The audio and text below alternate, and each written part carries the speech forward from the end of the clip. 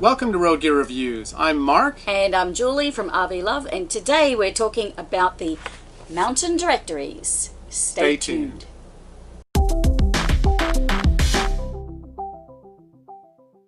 In our last review, we did a review of Rand McNally road atlases, and I had mentioned these mountain directories, and I feel these are an invaluable tool for route planning.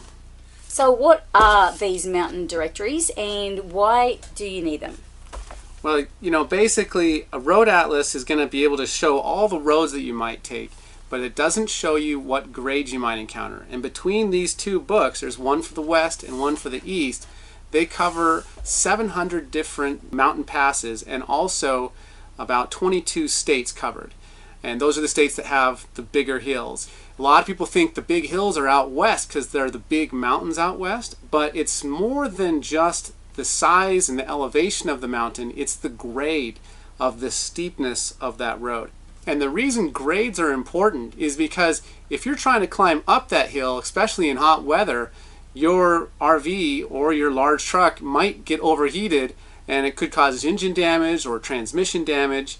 And so on the way down on a hill, that's even more dangerous because once those brakes overheat, you can be in real trouble. I mean, I don't know if any of you watching this have ever been going down a hill when your brakes start to fade, but if the engine's revving really high and you can't hold your speed anymore, and then the brakes pedal starts going soft and you smell the brakes, it gets to be pretty stressful. And so with a tool like this, you're able to plan your route much more effectively. So there's two versions of this book, one for the east and one for the west. And if you only travel in one region, you'd only need one book. They're about 8.5 by 11 and they're fairly thin books, but they're packed with great information. So let's have a quick look inside. The cover actually shows what a lot of the inside pages will look like on individual states. But when you open it up, it has a nice introduction on why it's important. The person who wrote this is an over-the-road trucker for his whole career, has a lot of experience. And it's really worth reading because there's a lot of really great educational information in that introduction. Yeah. And so table of contents, the states are listed in alphabetical order. And then when you come to the first state, this one being Arizona, you'll see it's a map of Arizona, and all those little yellow triangles are the mountain grades, the mountain passes. And so you'll see a number on each one of those, and that number corresponds to one of the numbers over here. But let me give you a couple examples of when you might use this. Let's say you're in Gunnison, Colorado, down here, and you want to get to Denver. Now, if you go the way the GPS says to go, it's going to take you the most direct route. It's going to try and take you up here or up here over all these passes. You see there's about 7 or 8 of those little yellow triangles in that little route. Now, if you look this way, you can take this route and there's only one mountain pass to get all the way from Gunnison to Denver. So if you have a vehicle that doesn't do well on grades, it would probably be a good idea to pick the route that only has one major grade instead of 7. And then you can read about what each individual one of those passes is like, because you might have a route that has one major grade either way you go, but one might be a lot less intimidating than the other. In New Mexico, Julie and I were recently in Carlsbad, New Mexico, and we wanted to go to Alamogordo, New Mexico, near White Sands. So you can see on this route that there's almost nothing that has a scary grade on it except this one yellow triangle right here. And if you read about that triangle, that's number 3. So you go to number 3, Cloudcroft Hill. The following signs appear as you leave Cloudcroft westbound. Warning, trucker steep grade, 6% for 16 miles down from Cloudcroft west. Continues on, gives all the specifics of that entire downhill, including at what mile marker you might see a runaway truck ramp. There's 2 of them on that downgrade. The top of the hill starts off with 30-mile-an-hour corners and it goes to 45-mile-an-hour corners. There's a tunnel at this distance. It gives really detailed information so you know exactly what to expect on that hill.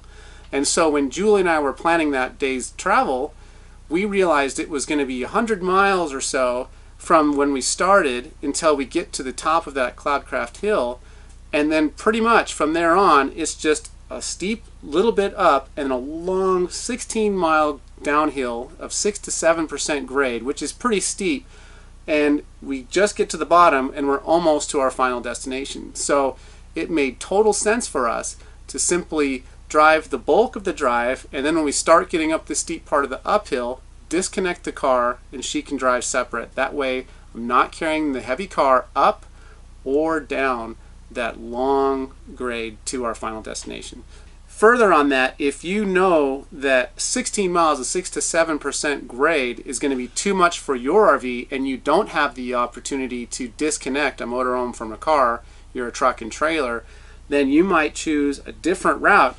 So instead of going north and across on 82, you might go south from Carlsbad and come through Texas and then back up to Alamogordo, because this grade, number 13, is only 2 to 3 miles of a 7% grade instead of 16 miles. So that's a whole lot more manageable for a rig that has a tough time with grades. That's a great example of how this could be used. So the Western book over here is 400 mountain passes and steep grades over 11 states, and the East book is 300 mountain passes and grades over 11 states. And some people think, oh, well, the East Coast, they don't have the big mountains, but they do. They have really steep grades. So what the elevation might really matter for the power on getting up over the top if you're driving up the pass, but coming down those hills, it doesn't matter what elevation you are. It's the grade, the steepness of that hill. It doesn't matter if you're going from 10,000 to 6,000 or 6,000 to 2,000. If you're going down the same grade, it's going to feel the same to your vehicle.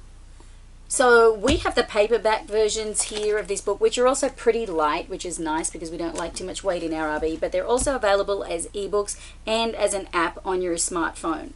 So they're about $15 each for the paperback version and about $25 to buy both versions, East and West combined, on your iPhone app. So the great thing about having these in the app is you don't need to be online in order to use them. So it doesn't matter if you're out of a cell coverage area, you can still access the data in the map on the directories. It's really simple and straightforward. It's pretty much a representation of the image that you'll see in the books. But another thing I really like about this app, it is really nice, large type and spacious, so it's really easy to read. So let's do a quick wrap up on what we think based on our personal experience of these mountain directories. Yeah, personally, I think they're awesome. Your road atlases and your GPS can show you the most direct route, but it's not necessarily the best route. And when you have a larger RV, they have some limitations on being able to pull the big grades going up or down. And so that's why it's really important to get tools that will specifically talk about the grades you might encounter. We've never been in a situation that's been really dangerous, but I've definitely been in situations that got my heart rate going up a little bit, that I was starting to realize my brakes were getting hot. So this mountain directories are a fantastic tool for route planning, either to change the route you're going to go or to, at the very minimum, at least know what to expect. And plan ahead and make some changes to your driving accordingly. So we hope you've enjoyed this review on the mountain directories. If you like this video, give it a thumbs up, and we'd love to hear your comments down below. Do you have them? Or have you had some bad experiences on steep grades where these could have really helped you out? Let us know in the comments below. And of course, we'll put the links to these directories down in the description below. And be sure to check back every week for new videos here at Road Gear Reviews. And until next time, we'll see you on the road. Please note that the mountain directories are published by a small independent publisher. We've put the links down below to buy the ebook and also the printed books direct from the publisher's website, as well as links to buy the apps for Apple or Android.